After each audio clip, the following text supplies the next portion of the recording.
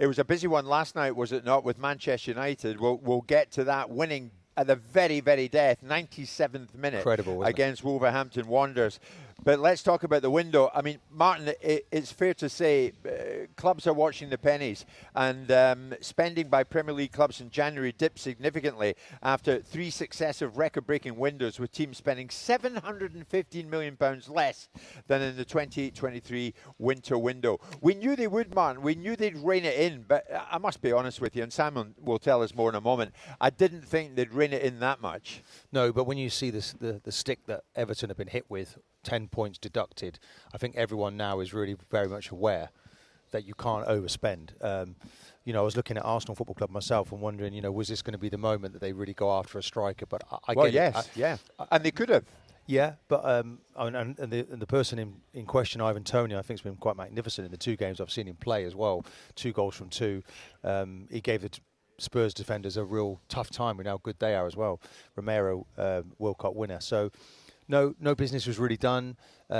Teams are going to go with what they've got. I understand that. I respect that. But the bottom of the table, Jim, right now, I mean, to see what Luton did against Brighton, it's a game that I've been studying, watching Brighton, the demise of Brighton, everyone talking here on the show. And we're kind of glowing with Brighton, aren't we? Their transfer policy, the players they sell. Yeah. Actually, Palace going into this game have actually won more games in the last 16 than Brighton have. Yes. Which is quite astounding.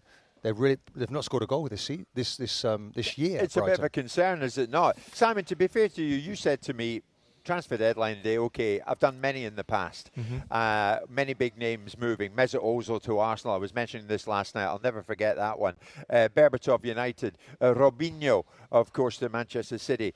This was nothing like that. Just £13 million in disclosed fees spent on deadline day, a drop on the £275 million spent on the same day 12 months ago. We expected them to rein it in, but again, I'll say it, Simon, I did not expect them to rein it in that much. I think it's a combination of things. I think it's undeniable that the elephant in the room is financial fair play. And I don't think financial fair play is the enemy. I think the club's response to it over the years has been the problem. The reasons why the industry is seized up. Because you need industry to trade, you need transfer fees to happen because it's part and parcel of the component parts of the sport. But the clubs and the football industry hasn't responded to financial fair play. So now they're having to, because they're having to deal with the ramifications of the consequences of decisions they've made previously. I also think I think people are buying a little bit better. They're buying with more diligence in the August window. And how often do we see in January the big clubs really participate? They don't tend to in the January window. You see the Chelseas of the world, which over the last 18 months have operated like a big club with economics, but not like a big club on the football pitch. So with that in mind, I'm not surprised. I mean, the drop-off is 90%. But it's mirrored across all the other leagues. If you look at Bundesliga, if you look at La Liga, if you look at Serie A, they're all massively down. So I'm kind of thrilled in some ways because it means that delightful species agents that managed to overturn the commission reduction they were getting got 10% of virtually bugger all this year in January. Which delights me no end. I know a lot of people were looking forward to it last night and then were pretty disappointed when FFP grabbed the headlines. There were one or two that stood out. I mean, Simon's old club, Crystal Palace, signed Adam Wharton for 22 million quid from Blackburn. I mean, that might hush some of the protesters amongst the Palace support.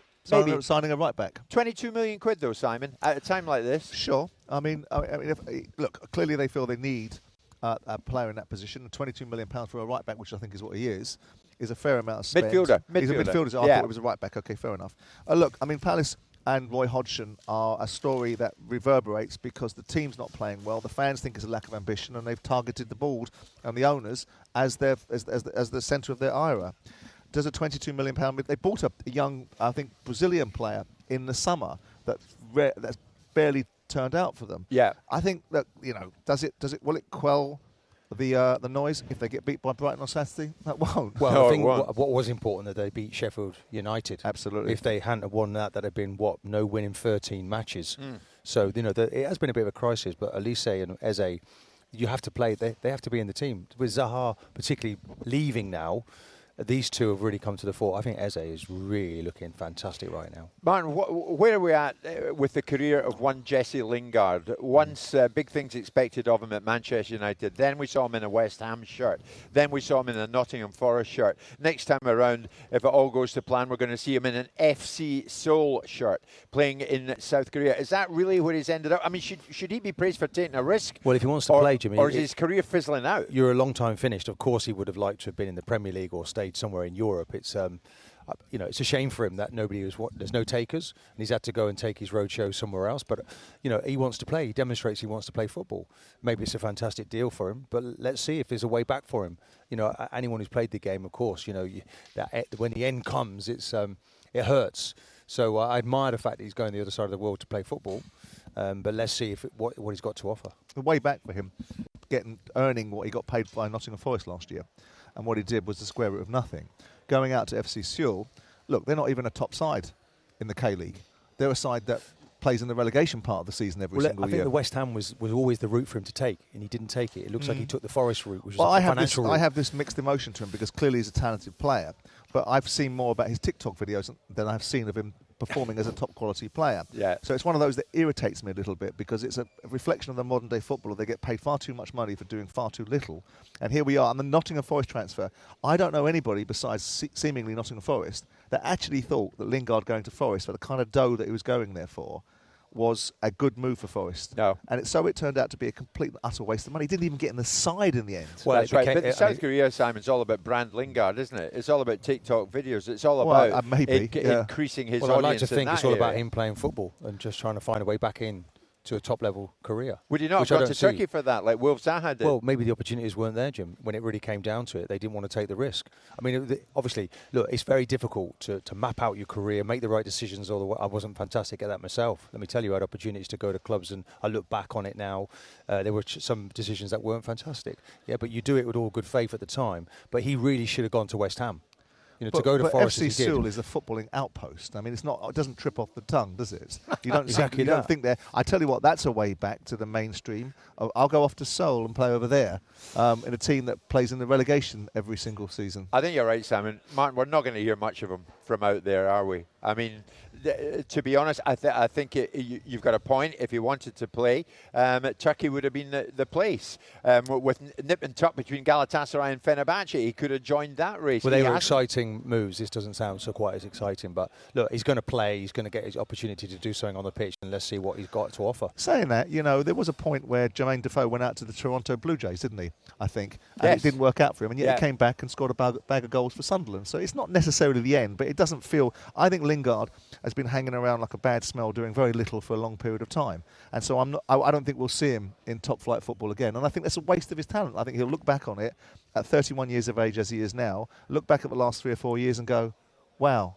Yeah. But he got paid, and he's a professional sportsman. So you're right about Jermaine Defoe. Incidentally, he went to Toronto, but it was Toronto FC. Was it FC? If it was the Blue Jays, he would be playing baseball. Yeah. Close enough. Why do we need detail? Yeah, exactly. But it just shows you how your football career can just slip through your fingers. Dele Alli's another one, isn't he? Both those two were playing in an English squad. We haven't heard anything about him for a while, have we? Not so long ago, and now, of course, it looks like it's gone for both of them. Martin, on that, where did you not go that you regret not going to? God, blimey, don't start me on that. What was the one club you could have joined? Obviously, shouldn't have left Arsenal, should I, at the beginning? But it was a point of principle, and I am a man of principle. Very much and that hasn't really changed. And I just felt that I'd got into the first team, 21 games on the bounce, and all of a sudden they were offering me a £50 a week rise, and I thought, no, that's enough. Sounds too much for me. Let's go, let's go. I never really looked where I jumped, but I landed at Villa, where things weren't necessarily as professional, shall we say, as they should have been. And now you've landed at Box Park, Wembley, with Simon and myself looking ahead to Watsi against Aziz. Listen, and German doner kebabs in our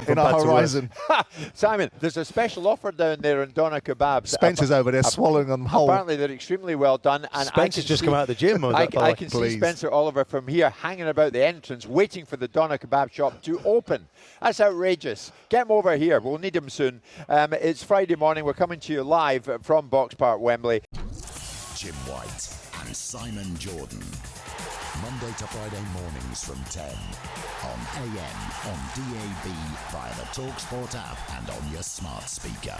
talkSPORT.